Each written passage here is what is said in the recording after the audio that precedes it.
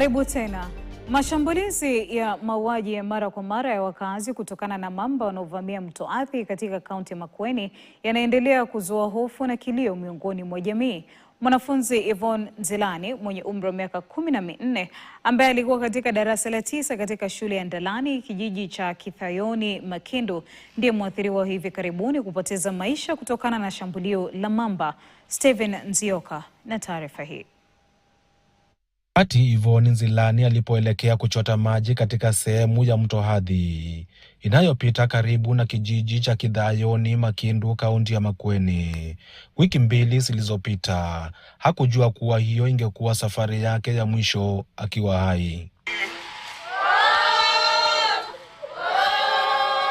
Mwanafunzi huyo wa gredi la 9 katika shule ya Ndalani alishambuliwa na kuuawa na mamba na kuongeza idadi ya watu waliopoteza maisha kutokana na mashambulizi ya wanyama hao hatari.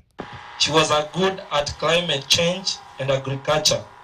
The late Yvonne Nzilani was attacked by crocodile at the river where she was promoted to glory at the same sea at around 5:35 p.m. Yvonne alikuwa na ndoto ya kuwa daktari.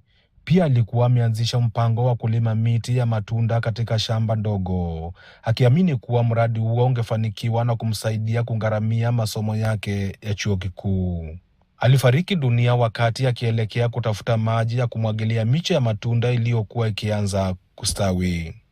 Yvonne alikuwa anakuja kuchotelea maji, alafu akichotelea maji hata alikuwa na punda wawili, akachotelea mmoja akajaa na mwingine hata hakujaa akashikwa na mamba. Mtoto wangu alikuwa mwenye bidii sana. Mtoto alikuwa alimwachia kazi anafanya vizuri na alikuwa bidii kwa shule. Hata kwa kanisa alikuwa anafanya kazi vizuri. Alikuwa mkubwa wa youth. Alikuwa anaenda karibu Kibwezi. Anaenda kufunza watoto huko. Alafu anarudi. Huyu mtoto si ako na ushuhuda? Si amefanya kazi mzuri? Hata usimmesikia principal akisema kazi ilikuwa safi. Nyinyi mmeona ile miti amepanda hapa kwao nyumbani. In the next few years huyu mtoto angeenda university na alete mali huko kwetu. Si kweli? Lakini sasa hiyo imekatizwa. Mkasa uliokumba familia ya Wambua ni wa hivi punde katika eneo hilo, ambalo kulingana na shirika la Msalaba Mwekundu, zaidi ya watu 20 wamefariki kutokana na mashambulizi ya mamba na viboko katika kipindi cha mwaka mmoja uliopita. Wiki mbili kabla ya Yvonne kupoteza maisha, wakazi wa eneo hilo walijitokeza kutafuta mwili wa jamaa yao aliyejulikana kama Daudi So, lakini hadi sasa bado hajapatikana.